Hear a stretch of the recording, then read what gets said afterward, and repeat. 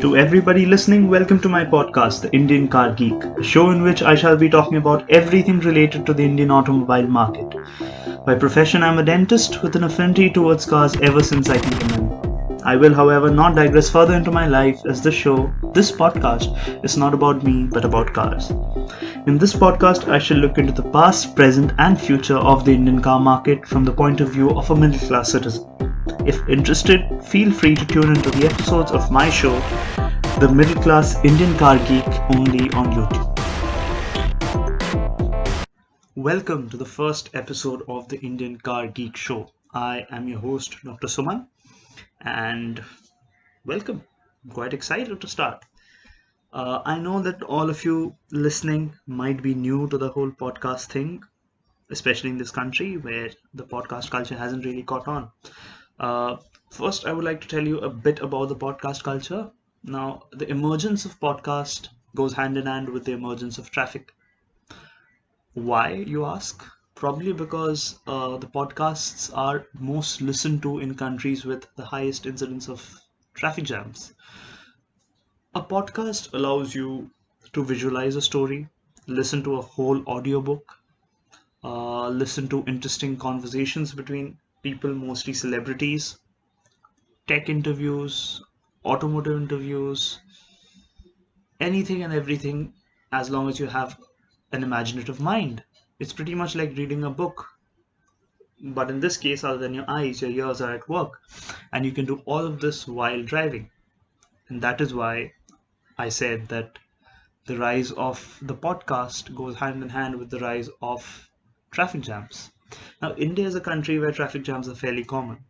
We have an immensely high population density and a very good growth rate of car buyers in this country. And the road infrastructure is not quite up there.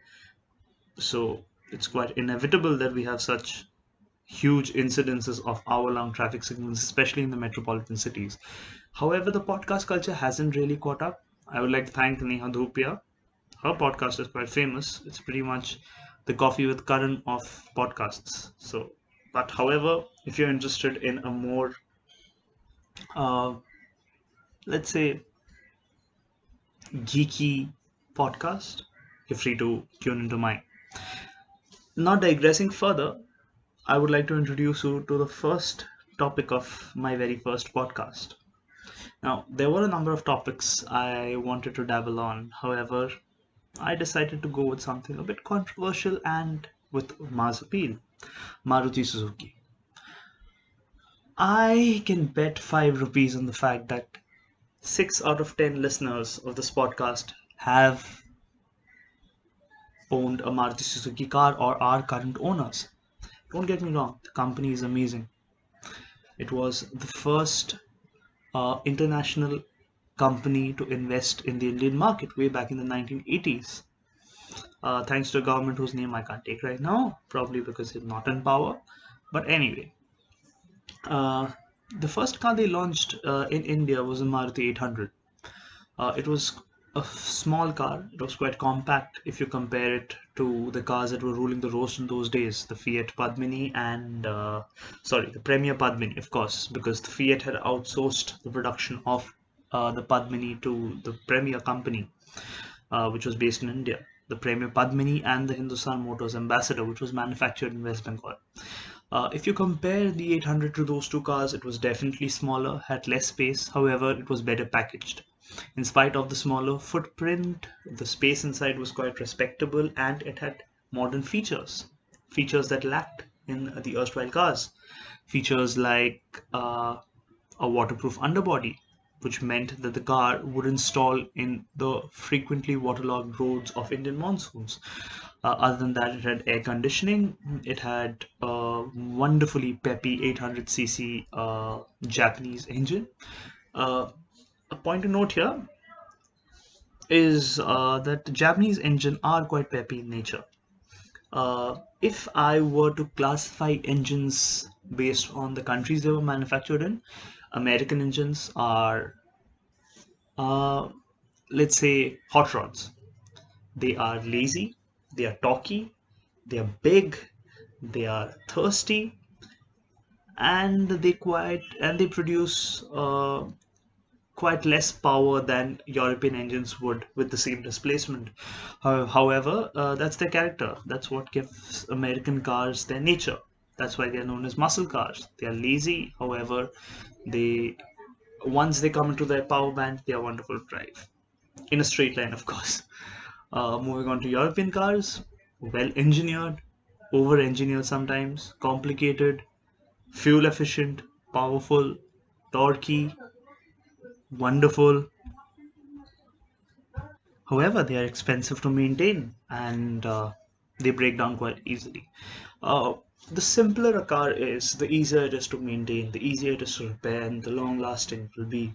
However, if you have 1,000 parts, complicated parts, expensive parts, and if you are not manufacturing them in India and if you export them, heavy import taxes, expensive maintenance, and you get my point. So, from American to European and finally to Japanese engines, these are the three hotspots of car engine manufacturers.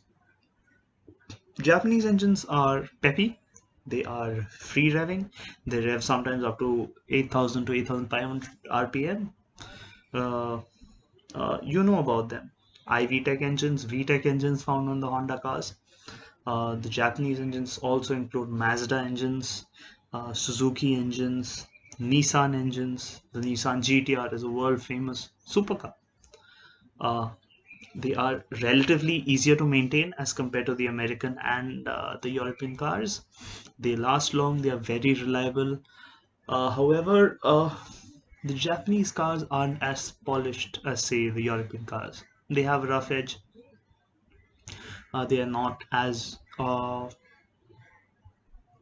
soaky and comfortable as the European cars are. However, they're equally fun to drive and sometimes even more fun than European cars. Now you get the characteristic of the engines originating from the different nations. American cars, lazy hot rods. European cars, complicated, fun to drive. And the Japanese cars, fun and reliable. And these were the two characteristics that really appealed to the Indian buyers. Now remember, the 800 was a very light car. It was fun to drive, it had brilliant steering feedback, the engine was responsive, it was reliable, and all of that. So it was a huge success. The 800 was then followed by the Maruti 1000, which was later rebadged as the Maruti Esteem. They introduced the Maruti Omni, which was a van. It was a people carrier. It really found prominence and became popular thanks to its portrayal as the kidnapping car by the Indian movies.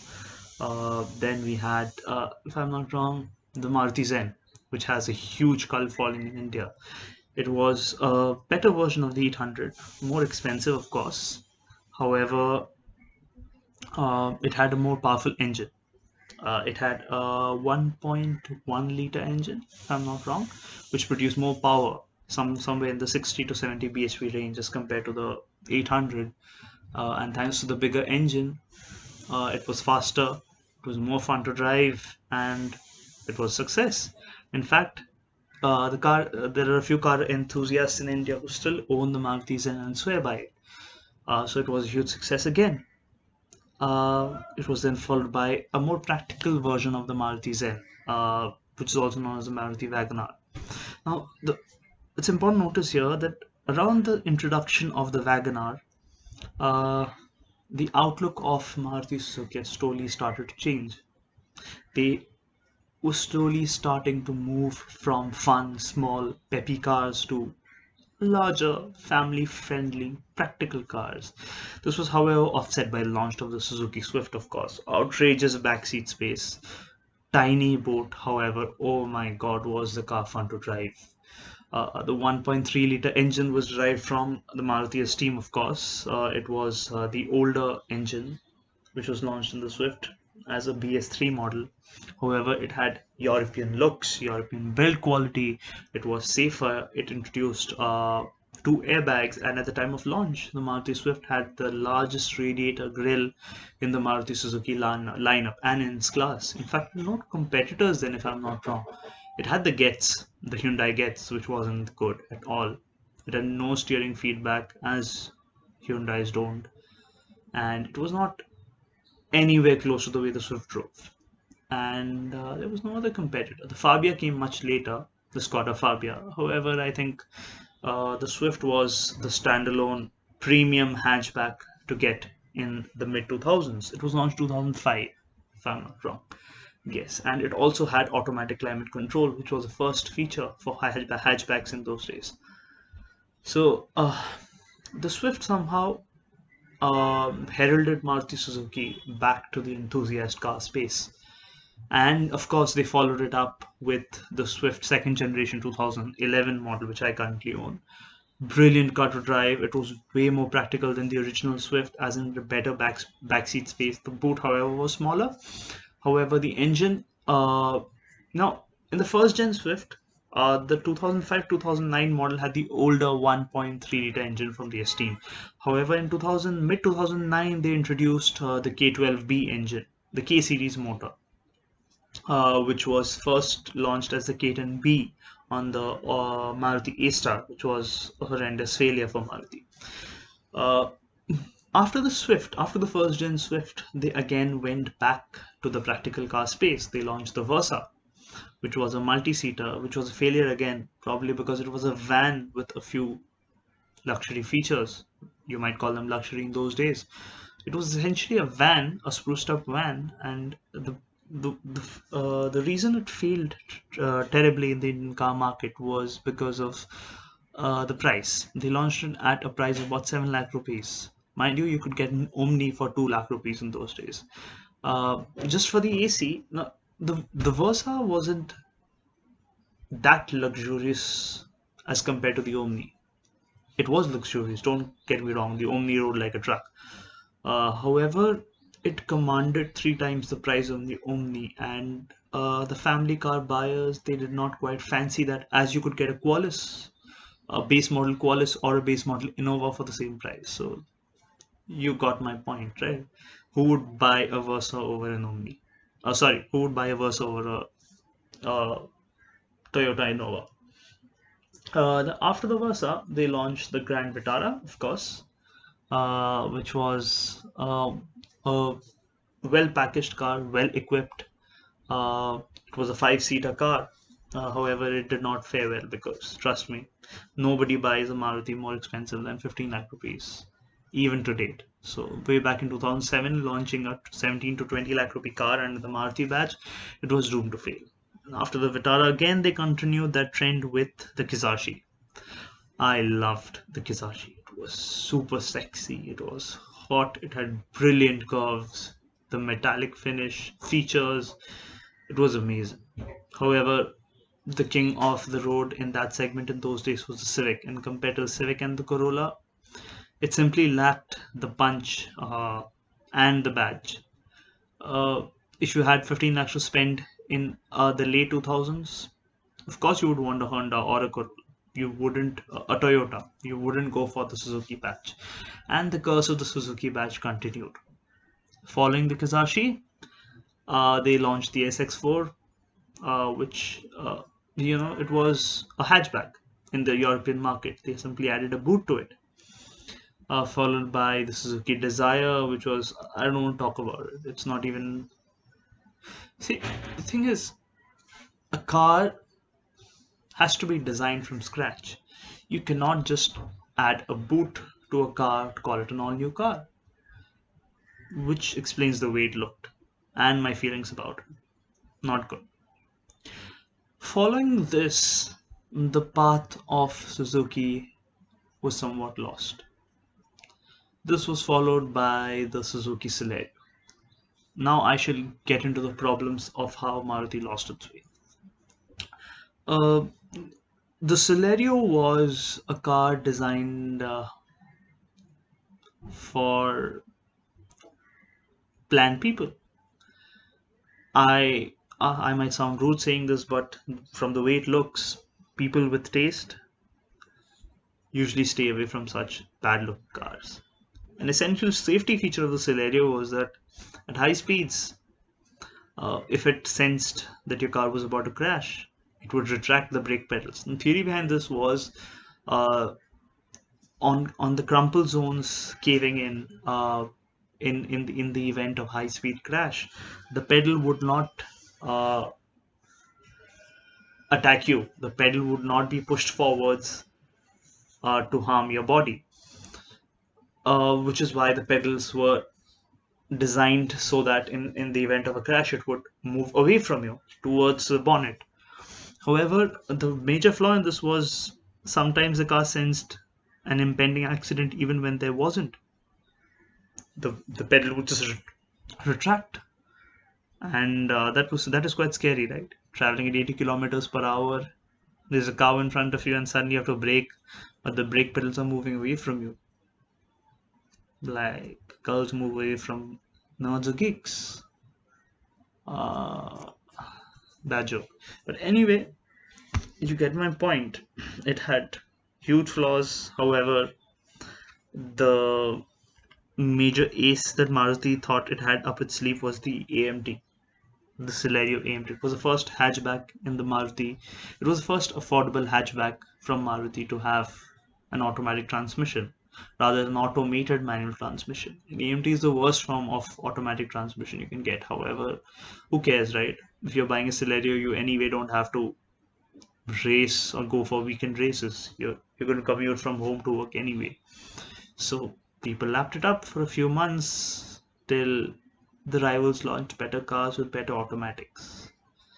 Now, automatic transmissions are of many types. There's the AMT, there's the CVT, there is the torque converter, there's the TCT, there's normal automatic transmission.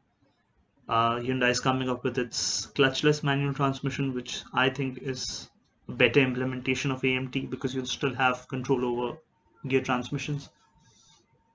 I think AMT is the worst form of automatic transmission,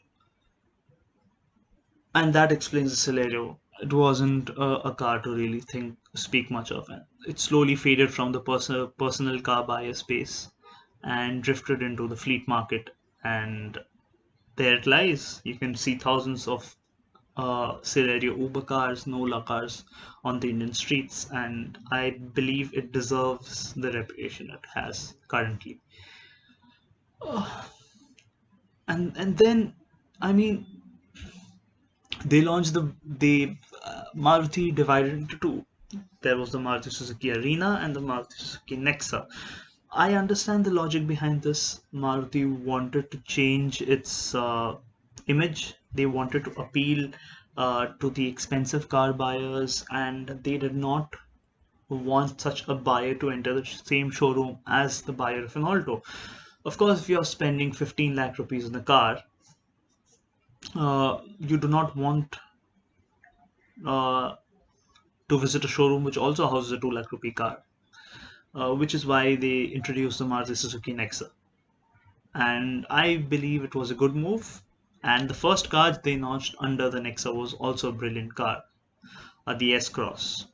It had wonderful driving dynamics, the steering had feel and feedback, it had a brilliant 1.6 liter DDIS engine, and people didn't buy that engine. It was imported, it was expensive to maintain, but it was fun to drive. The failure of the engine kind of pushed Maruti towards the cars they are making today. They realized that Indian car buyers don't necessarily care about power, they care only about the fuel economy figures, and they decided that enough was enough. They pulled the plug on the engine quite fast. Uh, they gave the S-Cross a facelift, made it more appealing to look at.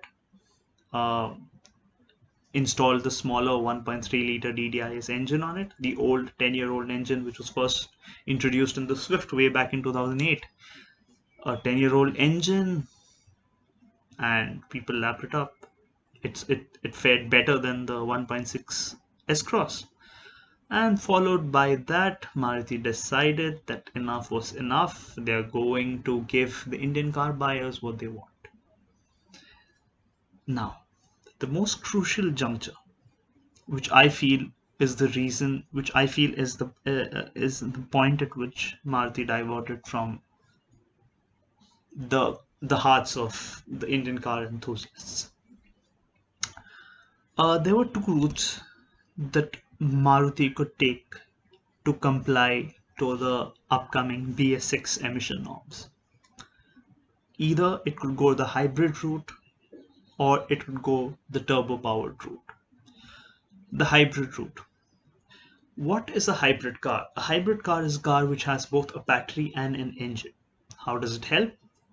The theory behind this is that instead of having a bigger engine in a hybrid car, you can have a smaller engine, a more fuel efficient engine, a greener engine, an engine that has lesser emissions, and you can pair it up with a battery and an electric motor.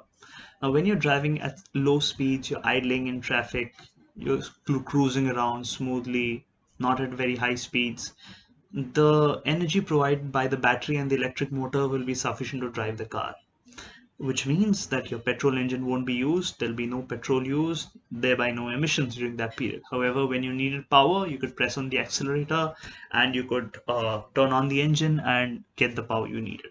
That's how a hybrid car works.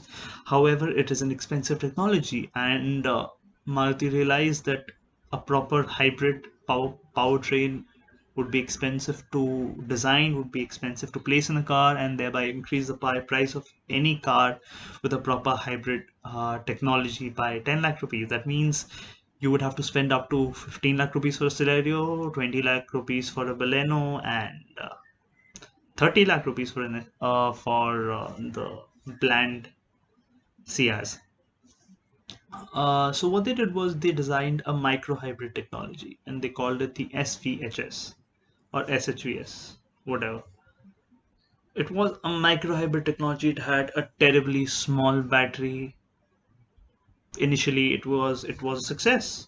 It was a cost efficient way of entering into the hybrid space until the Indian government changed their norms. They no longer recognize the exemptions that were given to micro hybrid cars. They clearly defined that for the exemptions, a car must be a proper hybrid.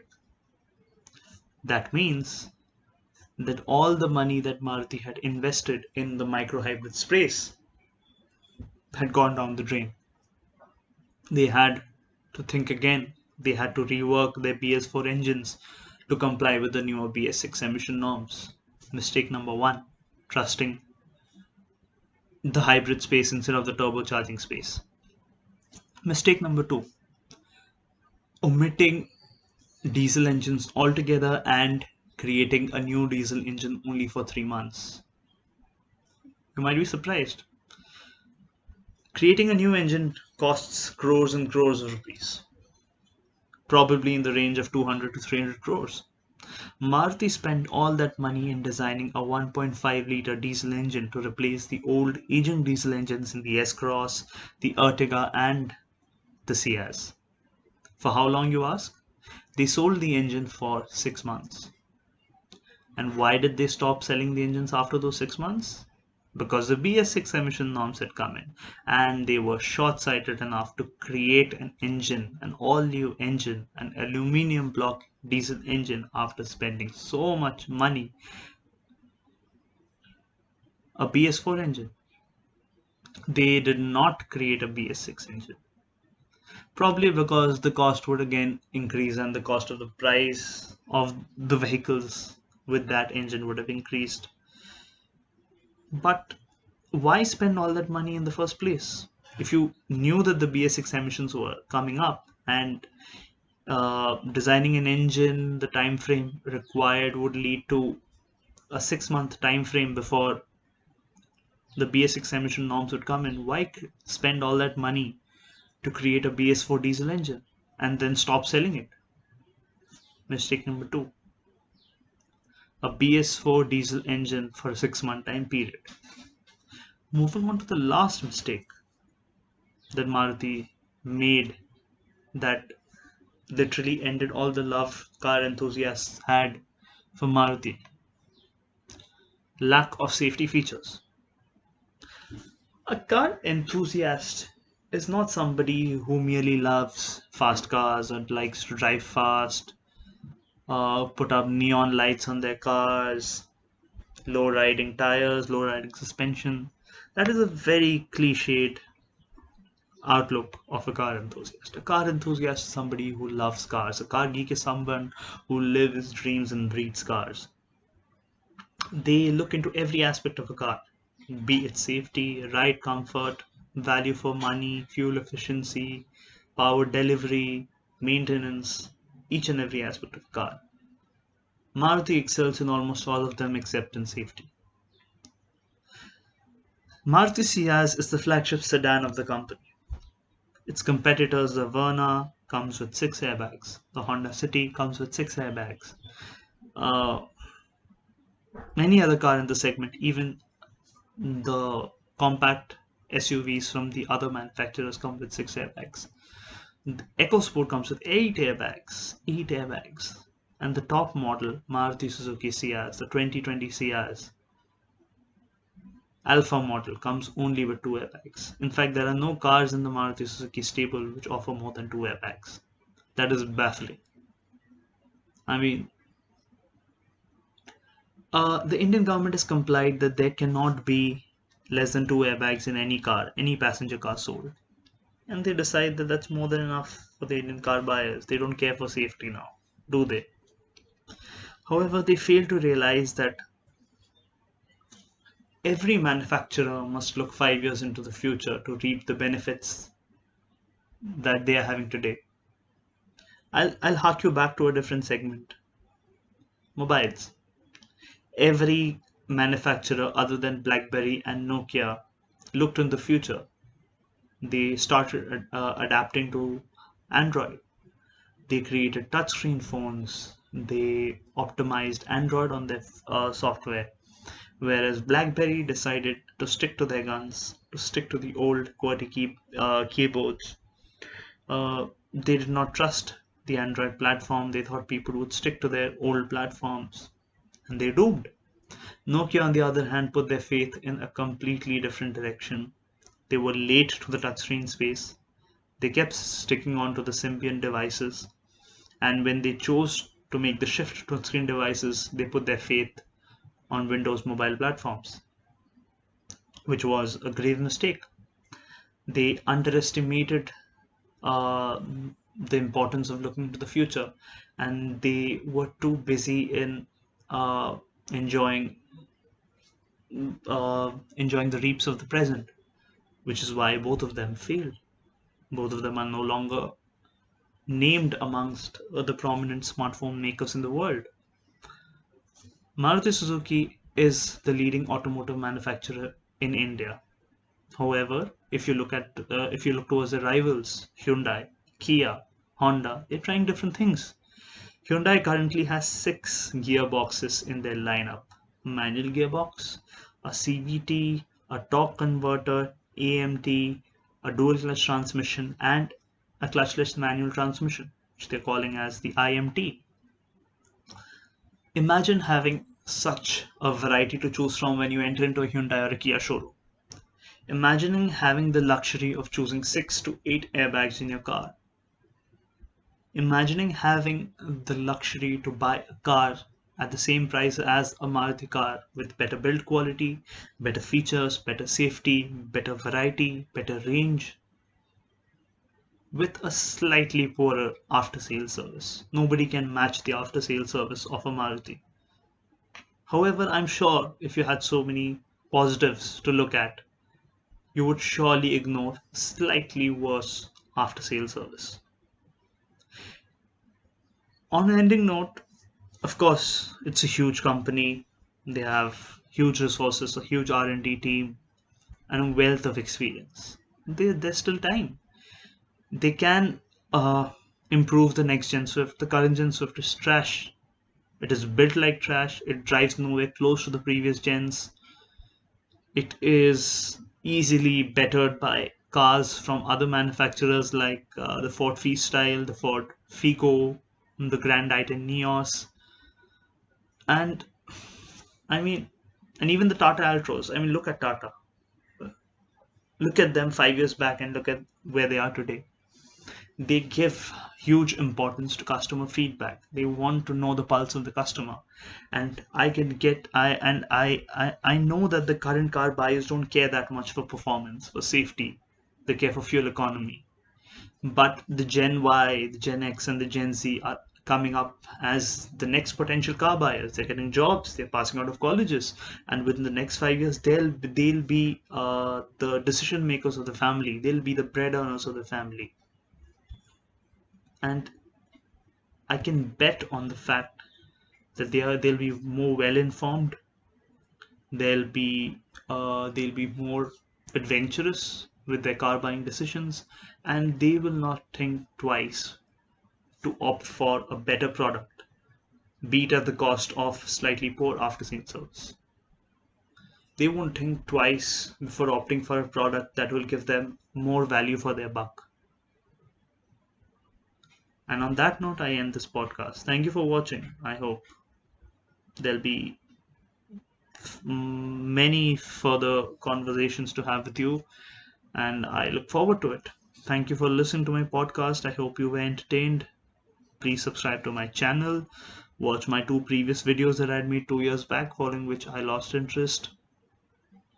And that's all I have to say, I guess. Take care, stay safe, stay at home.